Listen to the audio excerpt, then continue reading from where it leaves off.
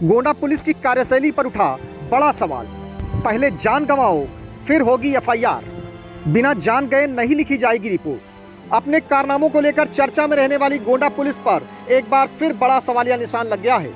इस बुजुर्ग व्यक्ति के आंसू पुलिसिया कार्यशैली पर, साथ ही यूपी की कानून व्यवस्था पर और उत्तर प्रदेश सरकार के बड़े बड़े दावों पर बड़ा सवाल खड़ा कर रहे हैं।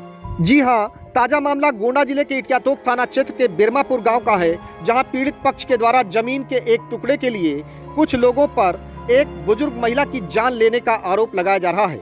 पीड़ित अमृतलाल का कहना है कि मेरे खेत पर कुछ लोगों ने अवैध रूप से कब्जा कर रखा है।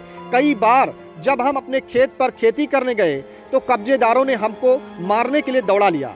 बीते 30 अक्टूबर को मेरी पत्नी और लड़का जब खेत जुतवाने के लिए गए तो कुछ लोगों ने मेरी पत्नी को मारा पीटा। उसके बाद हमने अपनी पत्नी को घायल अवस्था में जिला अस्पताल में भर्ती कराया और घटना की सूचना इटियातोक थाने पर दी, लेकिन पुलिस ने कोई कार्यवाही नहीं की। यहाँ तक कि पुलिस ने कोई जांच पड़ताल भी नहीं की, न मेरे दरवाजे तक गई। मेरी पत्नी की हालत जब ज्यादा गंभीर हुई तो उसे मैं लखनऊ इलाज के लिए ले गया। इस बीच 18 नवंबर को भी एसपी साहब के यहाँ मैंने प्रार्थना पत्र दिया, लेकिन उसके बाद भी कोई कार्यवाही नहीं हुई और आज मेरी पत्नी की मौत हो गई। और आज अपनी पत्नी की लाश लेकर एसपी साहब के कार्यालय पहुंचा तो वहां से पुलिस लाश को पोस्टमार्टम के लिए लाई है। अब पुलिस का ऐसा रवैया देखकर कानून व्यवस्था पर सवाल उठना लाजमी है और साथ ही सवाल ये भी उठता है कि क्या पुलिस ने किसी नेता या प्रभावशाली व्यक्ति के दबाव के कारण कार्यवाही नहीं की या फिर आरोपियों से रिश्वत खाई है।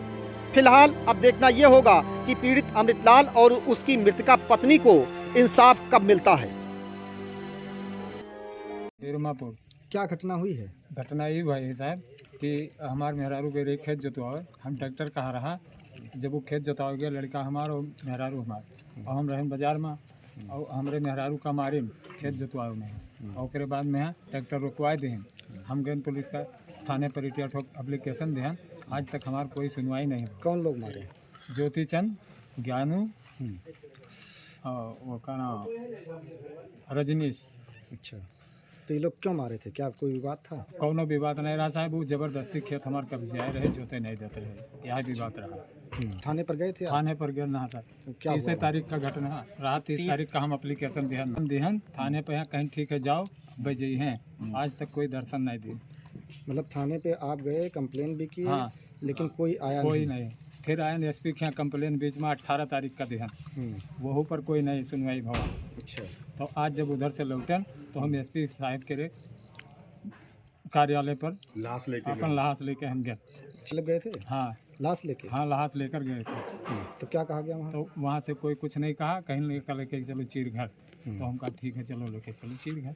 अच्छा, पुलिस ने पूरे मामले को दर्ज किया या नहीं? कुछ नहीं दर्ज। तो क्या लगता है पुलिस की मिली भगत है? बिल्कुल मिली भगत है। हम्म। मिली भगत ना हो कम से कम 50 एप्लीकेशन देने से आज तक हमारे कोई हिंट नहीं ली, एक चौकीदार तक हिंट नहीं ली। तो ज्योति चंद, रजनीश, ज्ञानू